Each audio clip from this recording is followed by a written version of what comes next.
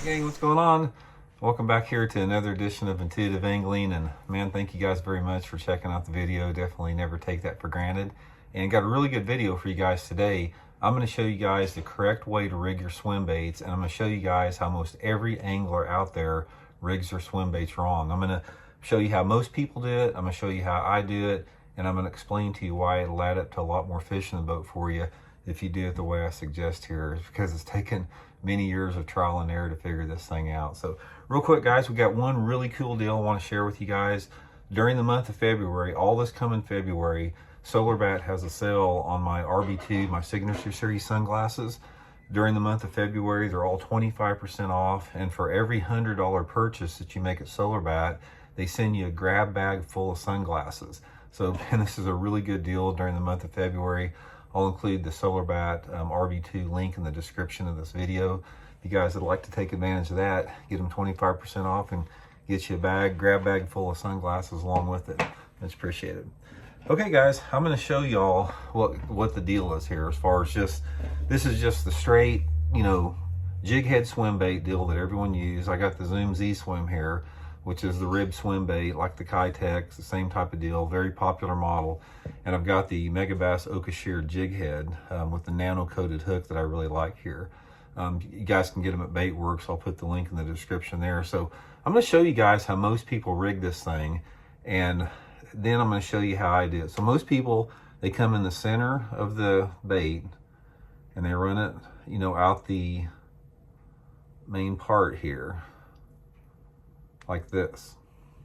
Okay, see how they got that? That's how most people rig it. And to the untrained eye, this looks great. This is just the way you want to fish it here.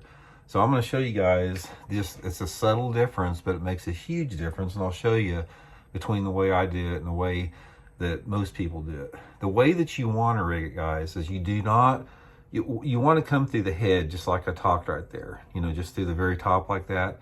But once you get it through the head, you do not want to come through the center of the swim bait, because you're getting too much plastic in the way.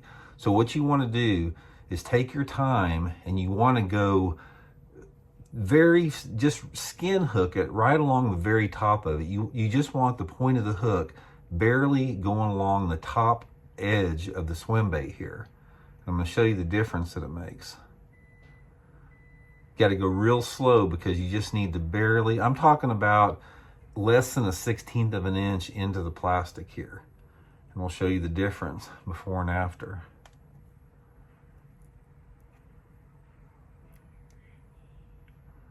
Okay, so what you got here is you've got this bait here. Now look at the difference in the hook here. Notice how far this hook is sticking up right here above it versus the other one here. That is the difference right there, guys. You have another 1/8 of an inch gap right there, or another 1/8 of an inch that does not impede it. You see right here how much plastic is in the way of the bend of the hook. And what happens is the mass of this plastic with your hook here, it's going to cost you fish. I mean, because a lot of times the fish aren't going to get that point in there.